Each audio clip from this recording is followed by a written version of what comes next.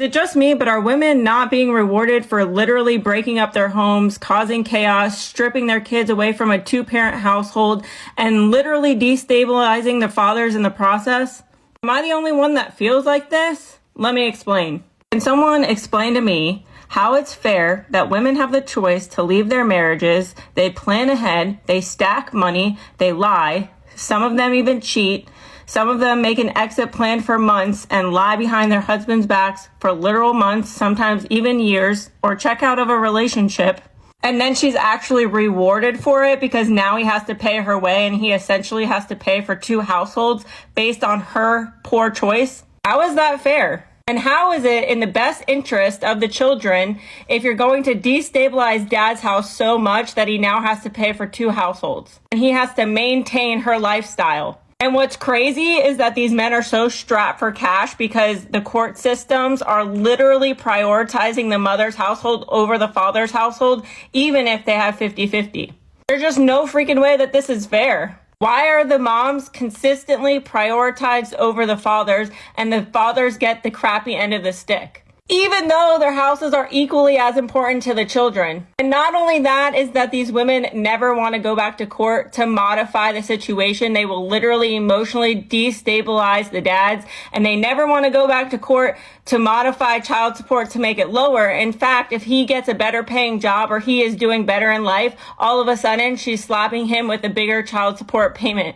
And the funny thing about it is women will always preach that, like, you're a deadbeat dad if you emotionally destabilize the mother of your children, but it's okay when they do it. It's okay when they destabilize the fathers to a point where they're living in a one-bedroom apartment that's 600 square feet with nothing, just trying to make ends meet. And these fathers are literally never considered in the same capacity as the mothers, even though they're equally as important. And it's always interesting to me that women always claim that they need all of this money, but when they were married and they made the household work off $2,000, it was perfectly fine. Now, all of a sudden, these women claim that they need more and more money. And they claim that they need all of this freaking money, but the reality is that they are expecting their ex-husbands to pay their way for the rest of their lives and use their children as pawns. These women are expecting a full income, even though they basically quit their job. They think they deserve a severance package for walking out on you. And what's even crazier is she actually has the audacity when she gets that child support number to cry that it's not enough. And she says dumb shit like, what about my rent? What about my rent? Well, if you are expected to pay 50% of your way and he's expected to pay 50%, then why do you need rent? So if he's paying most of your child support and most of your rent, then how are you contributing to your own children? That man is not responsible for your rent. If your ex is expected to pay his own way and pay for his own rent and his utilities, then the expectation for you is exactly the same. It's quite of an incentive to break up your entire family, create a broken home, knowing damn well that your ex-husband is now responsible for two households. And what's crazy is that these women have the audacity to get all bent out of shape when you ask them where the money is going, as if you're not literally funding their entire lives. Because we all know damn well that she's not spending all of that money on the children. She just makes poor financial decisions and spends it on her hair, her nails, and anything to prioritize herself as self-care because she deserves it. And we all know she doesn't need as much money as she claims. And the sad reality is that men have two options. They can either continue to fight a battle that was up against them in the first place and spend thousands of dollars trying to modify it to make it fair for a system that was up against them in the first place, or they can forfeit altogether and be considered a deadbeat. Okay, bye. We need to ban divorce. We need to ban alimony. We need to ban child support. Women should not be rewarded for making the wrong decision. No way. No. Levy Television says, nah, bro, she's asking for $20K for what you put her through. Jesus Christ. Oh, being a housewife is so hard. My husband was mean to me sometime. And now you deserve $20K a month? Do you guys live in absolute delusion? What the do you need $20K a month? You know what's so funny? I'm going to tell you what's so funny. The richest people I know don't live like that are the most wealthy. They don't need $20K a month. And it's like these idiotic women that ruin it for women that actually want traditional outcomes. Ladies, let's talk to the traditional women out there. The women that want to be married, that want to be wives, that want to be mothers.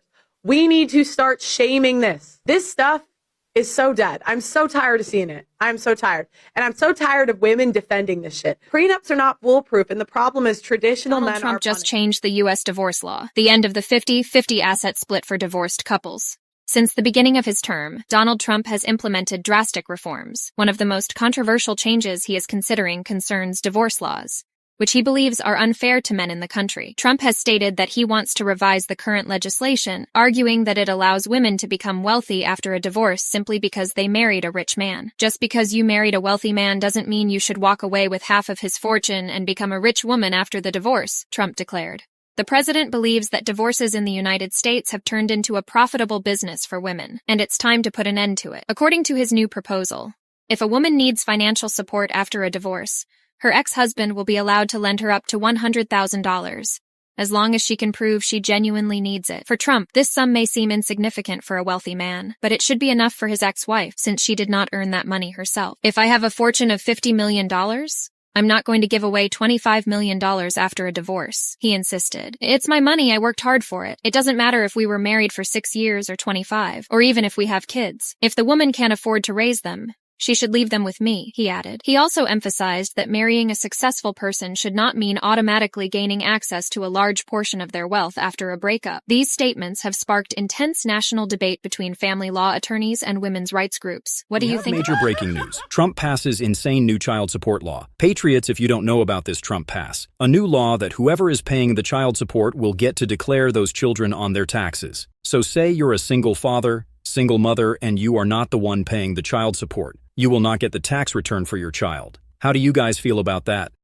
This all allegedly, I guess we gotta see until everything goes through. But this is the talk on the town that Trump is talking about making. And you know what this means, guys. Single mothers, I'm talking to you out there. This one is going to be directed at you, okay? Most single mothers, we know women run the world. Women are running it, especially single moms. Shout out to all my single moms. They work so hard. They're working 2 jobs. They're taking their kids to the soccer practices. They're buying the clothes. They're keeping their kids happy, keeping Christmas on the table, even though there's a lot of selfish husbands out there who are not paying child support. Barely paying child support, okay? They are paying child support, but now they get to file your kids on their tax return because of that. Is that fair to you guys? I don't think so. Let me know in the comments. Now, did you hear that? Do you hear that? I have no kids, so it doesn't bother me. But if you're paying child support, which is mostly guys, I mean, you can file taxes and get money back for those kids. You can get money back for those kids. And believe me, ask all the moms who get that check. That's a big, big check. That's a big check. Trump is making moves. He's making moves. Whether you think it's crazy or not, he's making moves. And the ladies that were getting that check because they had the kids will not get it, and the father will get it. Their lives are going to change. Lives are going to change. This is a controversial one. Single mothers versus single fathers. The stats show that children raised by single fathers do better socioeconomically and behaviorally than single mothers. Single mothers, their children are most likely to have behavioral problems, educational problems, higher chances of being in jail. It is what it is. So with that being said, controversial. How about when there's a split up, instead of the mother being presumably automatically given the child, why not give the child to the father? Because the father, when the child is with the father, the child does better, and plus, usually the father's making more money. So if he has to pay child support anyway, why not give the child to him instead of him having to pay the mother who, when she raises the child, unfortunately, the stats aren't in her favor. When there's a single father raising a child, say It's almost like a two-parent home. So controversial with those stats. Would it make sense to give the child to the father instead of giving the child to the mother and paying the mother child support on top of that? Of course, with good fathers, of course. I'm just saying, it's kind of logical. What do you think? Well, I'm going to say this. My father raised me because my mom passed away giving birth to me. So I know for sure he did a good job. He did a good job because I never been to jail. I've always been a boss at my job since I was 18 years old. And I've lived a good life from things he taught me. Now, he was strict when he had to be, and it was fun when he had to be.